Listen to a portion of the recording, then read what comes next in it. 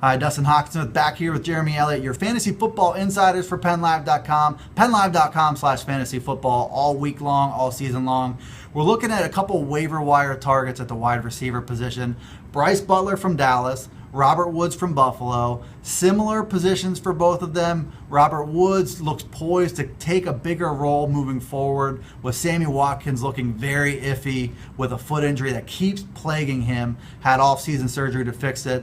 And then in the meantime, Buffalo is geared more towards a short passing attack that should figure to benefit Robert Woods with plenty of targets coming his way. I like his chances to keep on producing. He caught 7 passes for 89 yards in week 4. I think you'll see more of that going forward. I do as well, because Buffalo doesn't run the ball that well. And I think Tyrod Taylor is going to want to throw it down the field. And Robert Woods is the guy to make that happen, especially with Sammy Watkins out of the mix.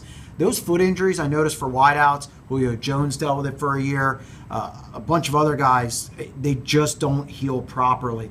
So I'm liking Robert Woods. If you can get him on the waiver wire, now's the time, because I think he's going to explode. And if you don't take advantage now, you might not get him. He's flashed in the past, Jeremy. We've seen some of these types of efforts from him in the past, but the fundamental changes with the potential long-term absence of Sammy Watkins and the change in offensive strategy both can really benefit him a lot. Brice Butler in Dallas, 5 catches on 9 targets, 41 yards and a touchdown, played a bigger role with Dez Bryant out, who is week to week with this knee injury. We can't seem to get a straight story out of Dallas about what his timetable is. So we'll keep looking at him from week to week. It wouldn't be a surprise if he does not play week 5.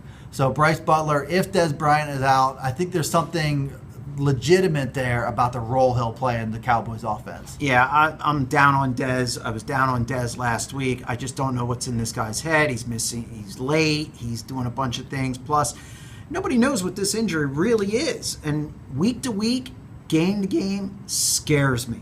And Brice Butler, Cole Beasley is not a red zone threat as much. Jason Witten hasn't been getting in the end zone. Maybe Brice Butler is that red zone guy, and I think that's what we could see. Dak Prescott has shown that he does not care who's open. He does not fixate on one guy. It's whoever's open, he's going to feed him the ball, and Brice Butler looked impressive last week. All that in mind, Brice Butler looks like a guy who Dak Prescott could fix on a little bit more. Hasn't really been Dez Bryant to this point. Cole Beasley's great at what he does, but he's 4'11". He's about 85 pounds.